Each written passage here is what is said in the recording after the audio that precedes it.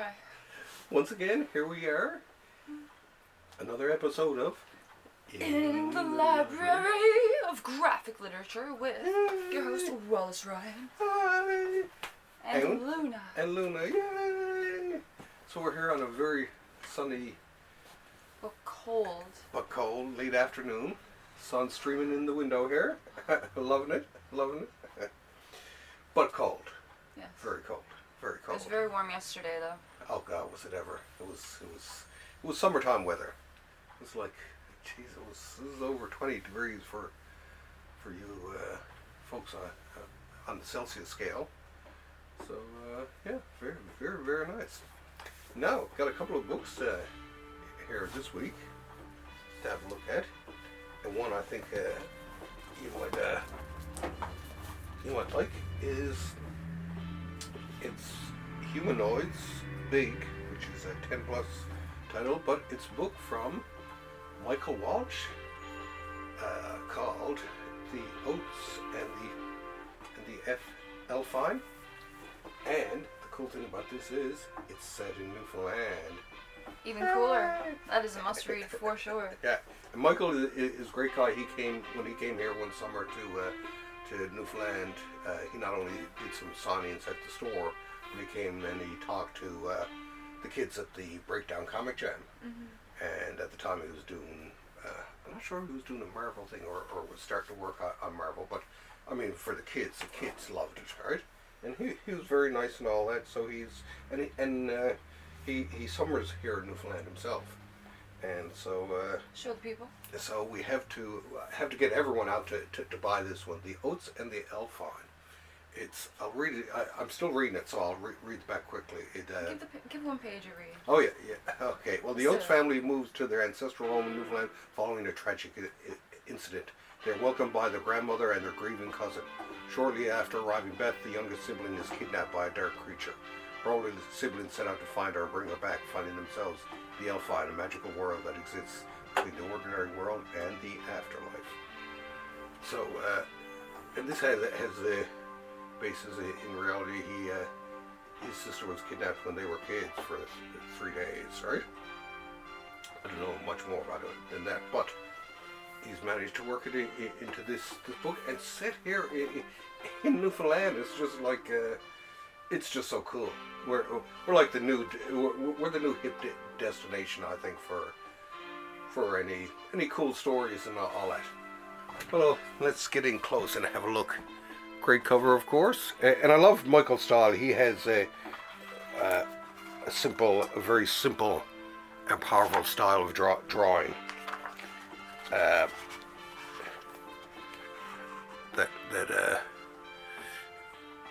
It's like he's like this one artist, Alexander Toth, in one way, just in the general sense of being his spotting and all that. But he definitely has his own unique style. And this is on the top of my reading stack. I was going to see if you wanted to read it first with your interest in elves and fairies and stuff like that, right? I have enough stories to make anyone believe in fairies. Okay. Yeah. Well, you can read this one. Always leave an offering when you're going to pick anything from the woods, or else. It's not good, is it?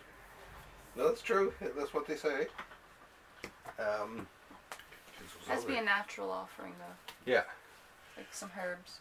Yeah. A little stone. Yeah. Yeah, they're quite specific sometimes, right? There was, as a matter of fact, wooden buttons. There was a case that I did a comic on that you modeled for me, the legality of fairies, and it was based on a true case of a man who sued his employer to get money back because he'd been taken by the fairies, and he figured he should have been paid while he had been taken. And this is the late 1800s, and he won in the end. And the guy, no, they didn't say he didn't have to pay him back all the money that he missed, but he had to pay him something, right? So, and it's funny because nowhere in the transcripts of the trial did they mention anyone disputing the existence of fairies. It was just like, well, yeah, there's like the sun coming up, right? It happens every day, right? There's something. I like to more so refer to it as nature sprites, and then there's little people. The little people, yes. There's not the same. And then you get Boogeyman, and then you get us a whole other ball game for another time. And then you have me. I'm not crazy, okay? I'm not crazy. The Boogeyman's real. It's something. It Just is. don't be afraid of it. It'll go away. I know there was something out in the woods here, walking around the woods. It scares the shit out of me. The only creature I'm really like actually spooked of is the freaking Wendigo. Oh, When you're not supposed to whistle at night. I'm sure there's a story about that one somewhere in someone's comic book. Yeah, as a matter of fact, they use the Wendigo in the Marvel Universe. They've made a character, and they've based it all on the legends of That's the ballsy. Wendigo. Actually, he was part of the first Canadian superhero team in Marvel, Alpha Flight, right? So he was a big hulky type of thing, only covered with orange fur, right?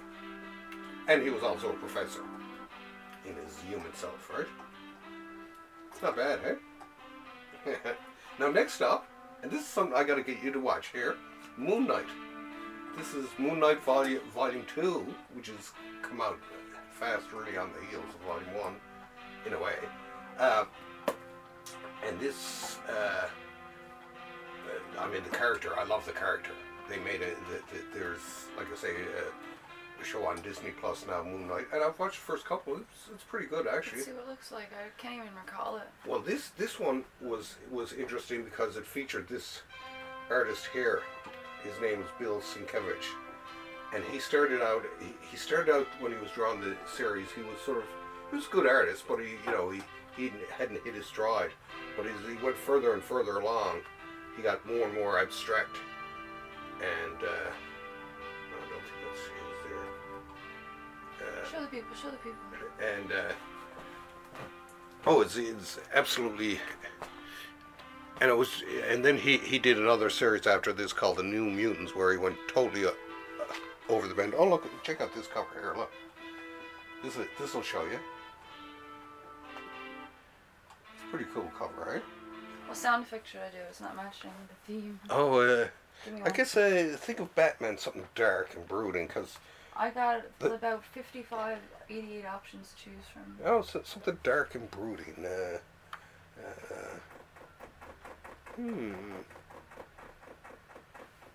Trumpet? Oh yeah, okay, I like that. So anyway, good old Bill, he continues onwards and upwards from here.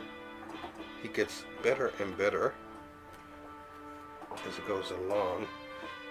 Then there's a couple of other people come on after him. I think this is his last one.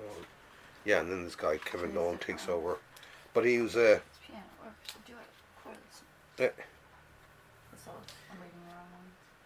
There's a synth one. Oh yeah, try that.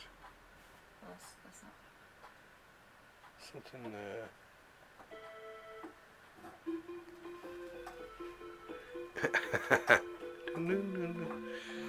But anyway, this guy Bill Sienkiewicz, very cool. And there's some other cool stories. Anyway, Moon Knight was always a cool character to me. Anyway, like Moon Knight, right?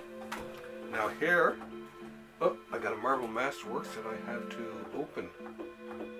What do I do with my razor blade? I usually have a razor blade on set here, ready in. Oh, look! Of course, I left it way over here, on the other side of the studio.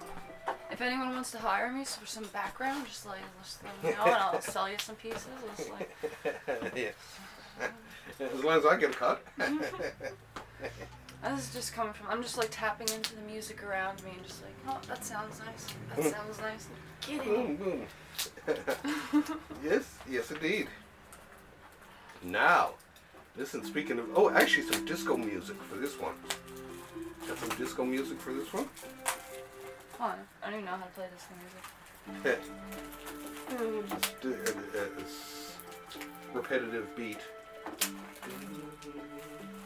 A repetitive dance beat, type of thing. Yeah. Okay. Now this one, the reason I mentioned disco is this character is sort of associated with disco. It's a Marvel character called Dazzler. Now, I bought this because I bought the first two, because because I'm sort of coming back to my Marvel Masterworks ones. But this was written by this guy Jim Shooter, a good writer, and Frank. Sound like a carnival there. Yeah, well, yeah, it kind of is in a way. It's but yeah, it's. I mean, the stories are. I mean, they're serviceable, right? There's some. There is some good art in there. Frank Springer, Butch Guice, Mark Bright, and Jeff Isherwood. And Jim Shooter, Danny Fingeroff, Frank Springer, and Mike Carlin. All it. But yeah, no, there was something about Springer I kind of liked. He had a very plain style to him. But yeah, basically she was a sort of not movie star, is it? Like a singer. And she, whenever she sang, like, you know, lights and energy would be flinging around the disco and all that. So if she sang in among a bunch of criminals, she could take out a whole pile of them, right? And she's a mutant. And big in disco, seemingly. But anyway, sort of an interesting character, definitely. There's a disco here. Oh, go ahead, give us the disco. Give it to us. Come on. I don't know, this sounds very strange. Yeah. Well, it is the 80s. 70s and 80s, I guess. I think I got it wrong. I don't know how to work this. Yeah. It's called Mambo. What? I don't think that's right. It doesn't sound right. Let's see. Why does it sound so pretty? It's not bad. Anyway, the best thing about this thing actually are the covers, which are done by that guy Bill Sienkiewicz, who did the Moonlight. Did really cool covers for this, right? Anyway, I think that's about it. No, I do. Well, not one more book, but one more thing to talk about in book form is Warlock. This is fabulous, Warlock. It's great. No, Oh, sorry. cool. It's cool, is it? Anyway, look, this is like the super cool. This had Thanos in it, everything. Now I'm doing a series this week, starting with on my favorite Marvel Masterworks, and it includes one of them includes this one, Volume 2 of Warlock. Hey, that's pretty good. That's perfect for this, actually, for Warlock. Anyway, the week of Marvel Masterworks will begin with this volume, one of my favorite volumes of comics. This is a series called Warlock, which I loved as a kid. Went mad for it. Especially this one, I can remember. I think I found this one down in Dad's store. And I loved it. Anyway, it's one of my favorite all-time comics of from the Marvel Universe, Warlock. Especially the Jim Starlin story. And here, of course, that's Thanos comes in. And you know, he's disco, but I got you jazz. Oh, it's cool, kind of cool because this is late 70s. Jazz was still in style, and so yeah, in some ways it kind of works with it. Anyway, great series, absolutely love it. And then it ends with the two annuals, the Marvel 2-in-1 and the Avengers annual. So anyway, check out Comics Positive this week for the Marvel. I call it the Marvel Masterworks May Madness. So check it out. It's gonna be fun. Now, of course, as I said the other week, I'm only gonna be doing Monday, Wednesday, and Friday for the Comics Positive. I actually had a very nice note from P. Craig Russell, thanking me for the piece I did on his Doctor Strange annual, which I love. Personally, and I've always loved his work. He's done a lot of work for Mr. Gaiman, say for instance, among a lot of other people. Great artist.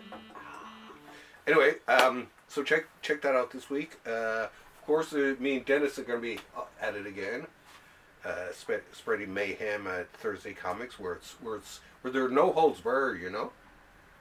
No holes are barred, and so I'm not sure what it is we're doing this week. Probably another top 10 list, I think. Although solicitations time is coming up, so we'll probably be doing that. Anyway, hope to get a few comics for next week. At least one book. Maybe I should have saved some. Well, anyway. Thanks for having us over, and Luna, you want to play us out?